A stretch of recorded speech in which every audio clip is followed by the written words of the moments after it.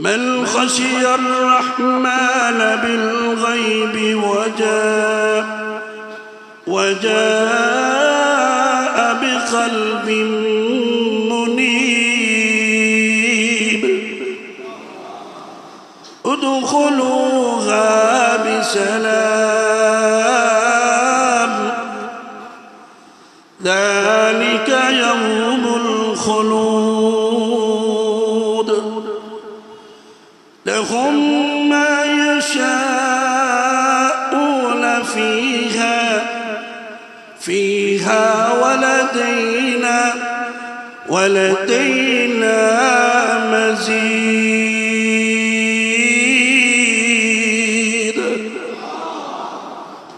সেই মাঠটা কোন মাঠ? মাজিদ নামক মাঠ হবে। সুবহানাল্লাহ।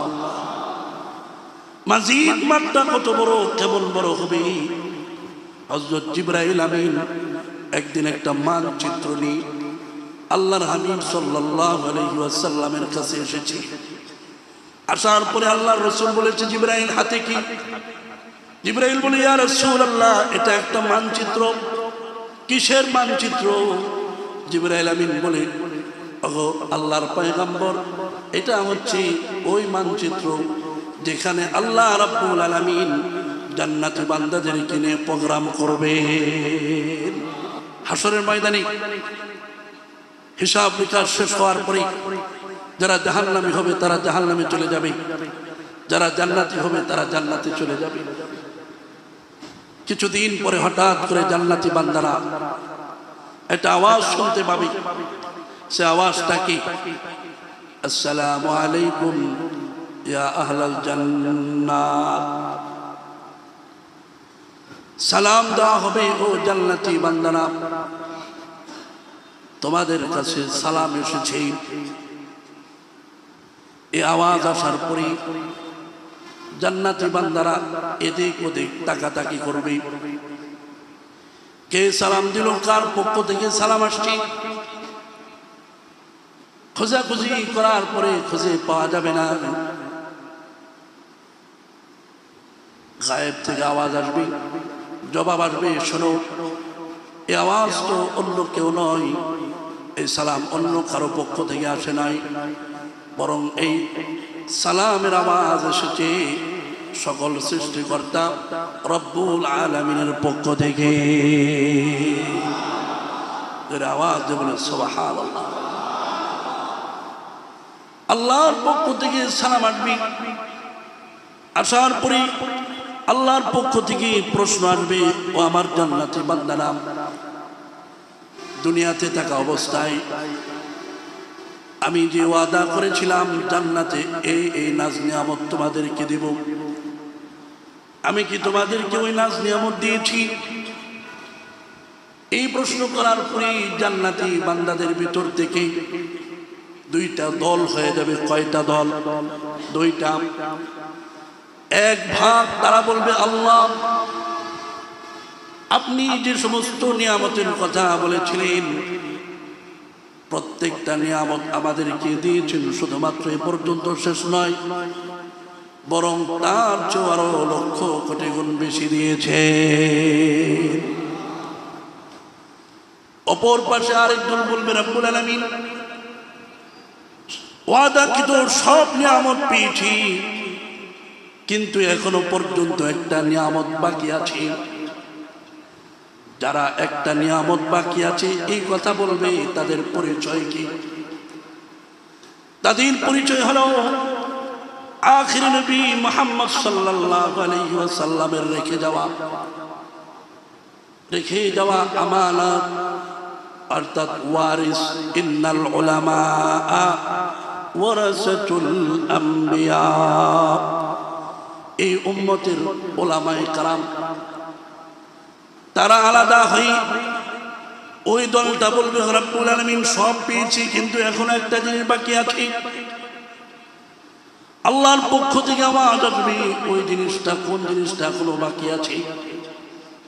উলামায়ে কেরাম ব্যর্থহীন ভাবে বলবে, ওগো আল্লাহ, তোমার হাবিব সাল্লাল্লাহু আলাইহি ওয়াসাল্লাম সাহাবায়ে কেরামকে সামনে রেখে বলেছেন, ও আমার সাহাবারা, লক্ষ্য করে দেখো পূর্ণিমার চাঁদ উঠেছে।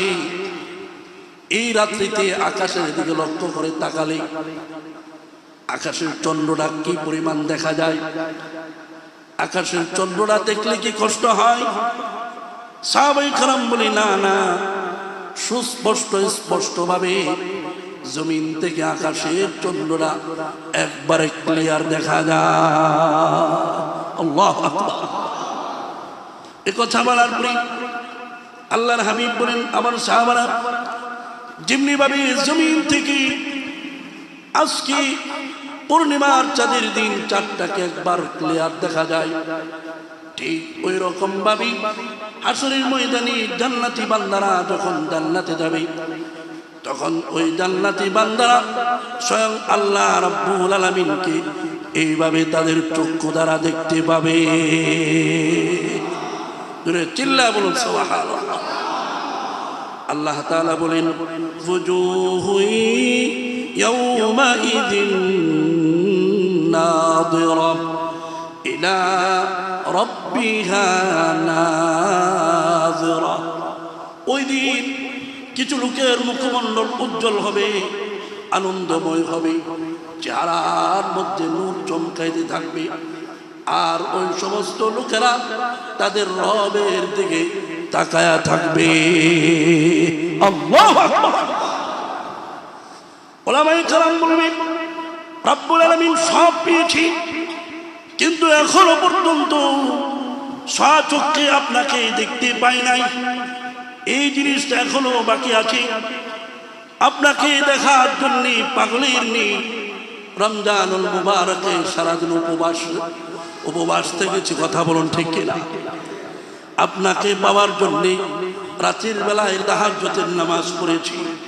আপনাকে পাওয়ার জন্য ইশারের নামাজ পড়ি। খতমে তারাবি পড়তে গেলে একবারে কম পক্ষে 1.5 ঘন্টা সময় লাগে। প্রথম দিক থেকে প্রায় 2 ঘন্টা সময় পার হয়ে যায়। এই যে 2 ঘন্টা সময় দাঁড়িয়ে আছি, পৃথিবীর কোনো মানুষকে পাওয়ার জন্য নয়, পৃথিবীর কোনো মানুষকে সন্তুষ্ট করার জন্য নয়। জবান খুলে বলেন, কাকে? কাকে দেখার জন্য? আল্লাহকে দেখার জন্য। উলামায়ে কেরাম বলবেন, আপনাকে এখনো দেখি না, এটা বাকি আছে। লম্বা কথা ছোট্ট করে বলি, সময় কম। এরপর আল্লাহ রাব্বুল আলামিন জান্নাতি বান্দাদের সামনে সরাসরি সাক্ষাৎ দেওয়ার জন্য বিরাট এক আয়োজন করবেন, এক প্রোগ্রাম করবেন। দুনিয়ার জগতে আমরা মাহফিল করে থাকি, অনুষ্ঠান করে থাকি। কথা বলুন ঠিক কিনা? ঠিক ওইরকম ভাবে জান্নাতের ভিতরেও আল্লাহর পক্ষ থেকে আল্লাহ তাআলা জান্নাতি বান্দাদেরকে নিয়ে বড় এক মাহফিলের নিয়ে এক আয়োজন করে থাকবে। চিল্লা বলুন সুবহানাল্লাহ।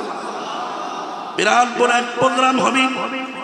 ওই প্রোগ্রামটা কোন জায়গায় হবে, কোন মাঠে হবে? কারণ প্রোগ্রাম যত বড় হয় মাঠটাও তত বড় হয়। মাঠ আগে আমরা সিলেক্ট করে, কথা বলুন ঠিক কিনা? জান্নাতি বান্দারা তাদেরকে নিয়ে আল্লাহ তাআলা প্রোগ্রাম করবে। মাঠটা সিলেক্ট করেছেন আগে। দুনিয়ার জগতে ওই মাঠ সম্পর্কে আল্লাহ তাআলা সুন্দর করে কালামুল্লাহ শরীফে সুস্পষ্ট করে বলে দিয়েছে।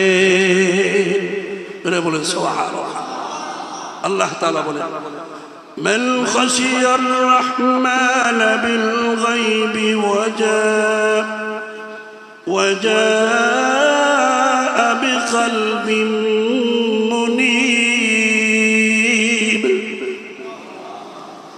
উদখুলুহা বিসালাম যালিকা ইয়াউমুল খুলুদ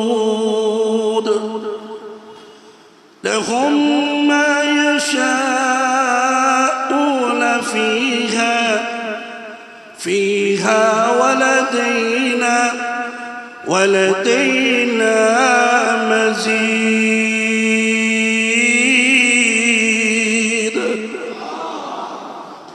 সেই মাঠটা কোন মাঠ? মাজিদ নামক মাঠ হবে। সুবহানাল্লাহ। মাজিদ মাঠটা কত বড়, কেমন বড় হবে? হযরত জিবরাইল আমিন একদিন একটা মানচিত্র নিয়ে আল্লাহর হাবিব সাল্লাল্লাহু আলাইহি ওয়াসাল্লামের কাছে এসেছে।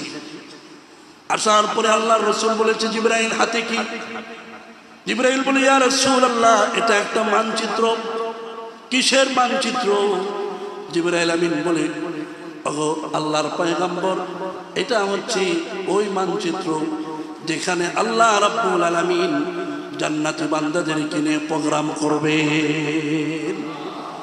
চিল্লায়া বলুন সুবহানাল্লাহ। ওই মাজিদ নামক মাঠের মানচিত্র। জিবরাইল আমিন বলে, ইয়া রাসূলুল্লাহ, ওই মাঠটা কত বড়! আমাকে আল্লাহ রাব্বুল আলামিন এক এক করে 600 ডানা দিয়েছেন। কত ডানা? 600 ডানা। এই 600 ডানার মধ্যে এক একটা ডানার মধ্যে এত শক্তি, আমি জিবরাইল যদি ইচ্ছা করি শুধুমাত্র একমাত্র একটা ডানা দিয়ে ওটা তামাম পৃথিবীকে এভাবে আলগা করে আসার মেরে একবারে টুকরা টুকরা করে দিতে পারি। আল্লাহু আকবার! এত শক্তি আল্লাহ রাব্বুল আলামিন একটা ডানার মধ্যে দিয়েছেন। এমন একটা নয়, দুইটা নয়, 600 ডানা আমাকে আল্লাহ তাআলা দিয়েছেন। মাজিদ নামক মাঠটা এত বড়। ওগো আল্লাহর পয়গম্বর, আল্লাহ রাব্বুল আলামিনের পারমিশনে আমি ওই মাঠটা একটু প্রদর্শন করতে চেয়েছিলাম। আল্লাহ তাআলা আমাকে অর্ডার করেন। অর্ডার করার পরে প্রথমেই আমি একটা ডানা মেলে দিই, একটা ডানা দিয়ে ঘুরতে আরম্ভ করি। এইভাবে এক এক করে 100 ডানা মিলিয়ে দিয়েছে। আল্লাহু আকবার! পুরা 100 ডানা দিয়ে যখন ঘোরাঘুরি শুরু করি, 100 ডানা দিয়ে ঘোরাঘুরি করার পরে ওই 100 ডানা ক্লান্ত হয়ে গেলাম। এরপরে 200, এভাবে এক এক করে আমি জিবরাইলের যত ডানা আছে অর্থাৎ 600 ডানা, পুরা ডানাগুলোকে মেলে দিয়ে একবারে একসাথে ঘুরতে শুরু করলাম। আল্লাহু আকবার! এভাবে ঘুরতে ঘুরতে এক পর্যায়ে 600 ডানা নিয়ে আমি ক্লান্ত। এমত অবস্থায় সরাসরি আল্লাহ পাকের কুদরতি পায়ের সেজদায় পড়ে গেলাম। সেজদায় পড়ে গিয়ে বললাম, ওগো আল্লাহ, আমি ক্লান্ত হয়ে গেছি, আমার পক্ষে আর সম্ভব নয়। তবে আমি জানতে চাই, রব্বুল আলামিন এই 600 ডানা মিলে আমি এ পর্যন্ত যে চেষ্টা করলাম, চেষ্টা করার পরে মাজিদ নামক মাঠের কতটুকু অংশ আমি অতিক্রম করতে পেরেছি? এই প্রশ্ন করার পরে আল্লাহ রাব্বুল আলামিনের পক্ষ থেকে সুস্পষ্ট আওয়াজ আসছে, ও জিবরাইল, খুব ভালো করে শোনো। মাজিদ নামক যে মাঠ আছে, ওই মাঠের 4 ভাগের একটা কোণ যে আছে, ওই এক কোণাও 100 ভাগের 1 ভাগ এখনো শেষ করতে পারো না। জুড়ে বল আল্লাহু আকবার! এত বড় মাঠের মধ্যে জান্নাতি বান্দাদেরকে নিয়ে প্রোগ্রাম করবেন কে? জোরে আওয়াজ দিয়ে বলেন কে? লম্বা কথা ছোট্ট করে বলছি। প্রোগ্রামের আগে পুরা মাঠ সাজানো হবে। জান্নাতি বান্দাদের জন্য এক একজনের জন্য এক একটা চেয়ার থাকবে। কোন চেয়ার স্বর্ণের থাকবে, কোন চেয়ার রূপার থাকবে, কোন চেয়ার হীরা মণি মুক্তার থাকবে। এটা দুনিয়ার কোন স্বর্ণ নয়, আল্লাহর তৈরিকৃত স্বর্ণ, হীরা মণি মুক্তা। যার আমল যত বেশি হবে, যার মর্যাদা যত বেশি হবে, ওই মর্যাদা অনুযায়ী ওই মাঠের মধ্যে তার বসার স্থান, তার চেয়ারটাও তত দামি হবে। জোরে বলো আল্লাহু আকবার! বিরাট বড় প্যান্ডেল, প্যান্ডেলের সামনের দিকে স্টেজ থাকবে। যেমনি ভাবে আমরা স্টেজ করি, স্টেজের মধ্যে কিছু চেয়ার থাকবে। একজনের জন্য থাকবে সভাপতির চেয়ার, আরেকটা চেয়ার থাকবে প্রধান অতিথির, আরেকটা চেয়ার থাকবে বিশেষ অতিথির। এইভাবে সাজানো সাজানো থাকবে। সকল চেয়ারগুলো ভরে যাবে, মাত্র 3টে চেয়ার খালি থাকবে। বিশেষ অতিথি, প্রধান অতিথি এবং সভাপতি। আল্লাহু আকবার! হঠাৎ করে লক্ষ্য করে দেখবে, বিশেষ অতিথির চেয়ারের মধ্যে একজন বসা। সেই লোকটাকে পৃথিবীর অন্য কেউ নয়, ওই চেয়ারের মধ্যে আল্লাহ রাব্বুল আলামিন একজন নবীকে এত সুন্দর কণ্ঠ দিয়েছিলেন, যিনি জমিনে বসে বসে তেলাওয়াত করতেন। ওনার কণ্ঠ শুনে অনন্ত পাখিগুলো থেমে যেত। আল্লাহু আকবার।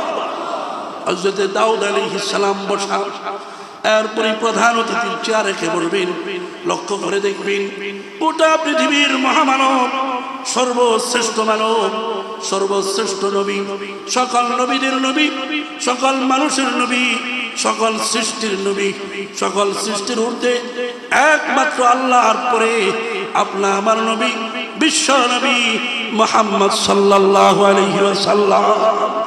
আল্লাহু আকবার। প্রধান অতিথির চেয়ারে বসবেন, এরপরে সভাপতির চেয়ারে কে বসবেন?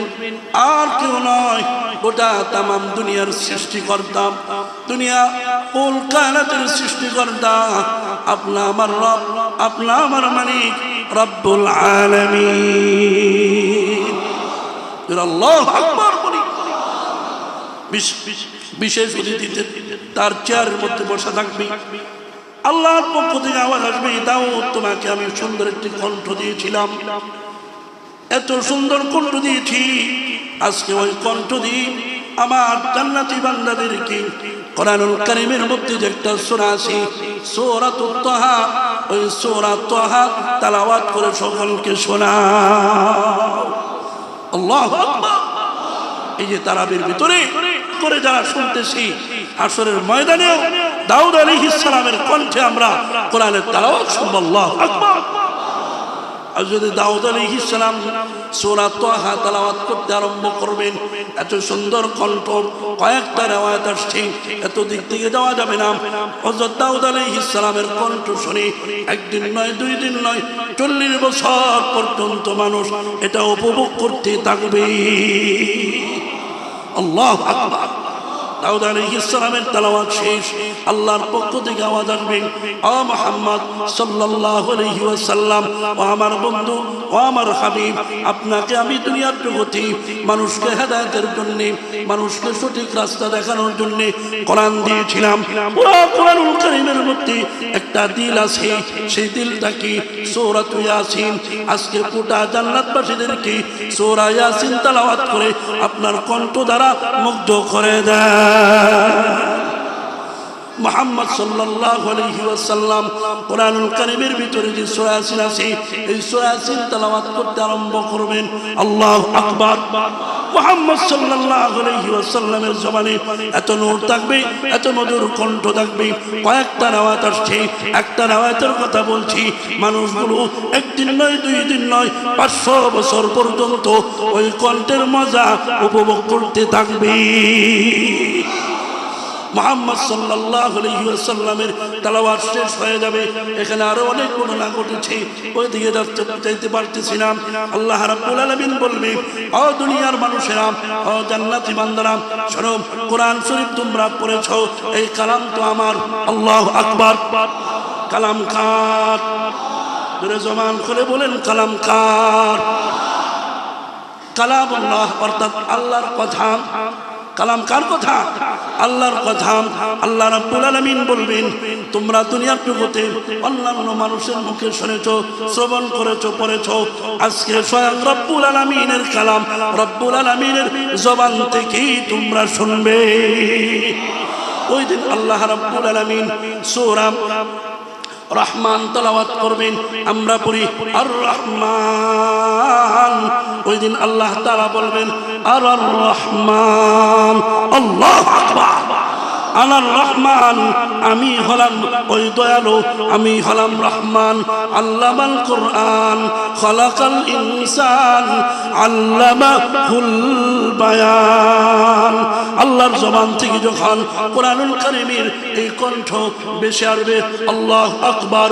কয়েকটা রিওয়ায়াত আসছে, একটা রিওয়ায়াতের মধ্যে আসছে লক্ষ লক্ষ কোটি কোটি সময়, কোটি কোটি বছর সময় মানুষ রব্বুল আলামিনের জবানের কণ্ঠ শুনে মুগ্ধ হয়ে উপভোগ করতে থাকবে।